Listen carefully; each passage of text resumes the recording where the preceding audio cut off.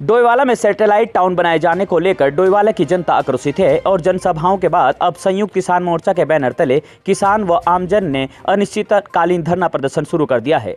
धरना प्रदर्शन के आज दूसरे दिन सरकार के खिलाफ जमकर नारेबाजी करते हुए किसानों ने कहा है कि राज्य सरकार किसानों की भूमि का अधिग्रहण करना चाहती है।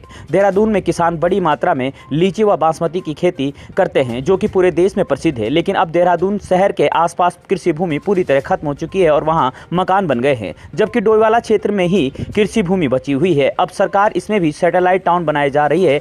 ऐसे में कृषि भूमि पूरी तरह खत्म हो जाएगी और किसान पूरी तरह बेरोजगार हो जाएंगे। वहीं किसान नेता गुरदीप सिंह ने कहा है कि सरकार किसानों को बेवकूफ बनाने का काम कर रही है, जबकि यह मामला कैबिनेट में पहुंच गया है और कैबिनेट में ही इसका प्रस्ताव निरस्त किया जा सकता है। वहीं किसानों ने प्रशासन पर ही धरना खत्म करने के दबाव का आरोप लगाते हुए उग्र आंदोलन की चेतावनी दी है और उत्तराखंड शहरी विकास मंत्री पर तीखे प्रहार किए हैं।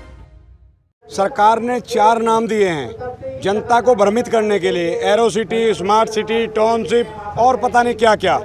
हमारा जो है डोईवाला क्षेत्र में जो इन्होंने एक नक्शा तैयार किया है वो सभी गांवों को बचाने की लड़ाई है।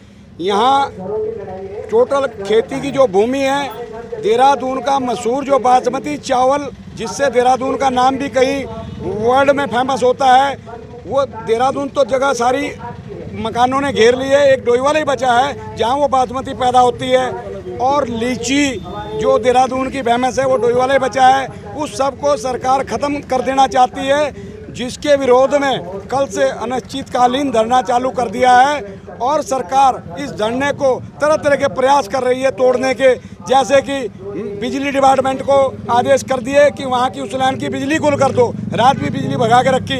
ये किसान के बेटे हैं, किसान हैं, धूप गर्मी बारिश हर। हम तो बेवकूफ़ बनते बनते सच्ची बेवकूफ़ बन गए, जो हकीकत है। कल तक क्या कहा जा रहा था, रात तक क्या कहा जा रहा, उसके बाद माननीय पूर्व मुख्यमंत्री जी बीच में आए, उन्होंने आके सारे पे पानी फेर दिया। वो कह रहे धामी जी के भी हाथ में कुछ नहीं है, अब तो इनके धामी जी के भी आका जो ऊपर दिल्ली में बैठे हैं वही कुछ करेंगे इसमें। तो बताओ हम लोग क्या करें? आप पत्रकार ही बताओ कि आप एक हमारा चौथा स्तंभ हो, आप ही बताओ हम लोग करें क्या? हमारे पे कोई रास्ता नहीं है। कल एसडीएम महोदय यहाँ शाम तक आए, रात धरने में 7-8 बजे तक। वो कह रहे मैं जिम्मेदार हूँ।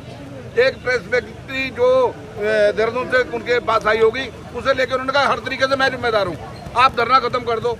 हम लोग भी थोड़े आश्वासन में आने लगे। उनके वाकई तहसीलदार साहब थे, हमारे क्षेत्राधिकारी महोदय थे साथ में, तो हमने कहा भी शायद कोई बात सही हो। लेकिन उसी समय जैसे वो उसमें श्लोक आता है ना गीता में कि यदा यदा ही धर्मस्य ग्लानिर्भवति वार्ता अभ्युत्थानम धर्मस्य तदात्मनम सर्वम्याम, और हरीश रावत जी प्रकट हो गए अचानक ही। जैसे उन्हें कृष्ण भगवान ने भेजा हो, आए बीच में बैठे, तो हमारे एसडीएम महोदय भी सरक गए और लोग भी धीरे धीरे सरकने हो गए आसपास को। तो उन्होंने बताया कुछ नहीं, इनके हाथ में कुछ नहीं, ये तो अब कैबिनेट का मामला बन गया और कैबिनेट से निरस्त हो गए तब होगा। ये हमारे जो शहरी विकास मंत्री है ना प्रेम जी, जो कह रहे बहुत शुभ दिन आ गए, टाउनशिप बन रही। हमारी टाउनशिप तो बनेगी, मकान तेरे भी नहीं रहने का डोईवाला में। ये दिमाग से निकाल दिया, मैं तुझे बिल्कुल चेतावनी है अब ये। हाँ, इन शब्दों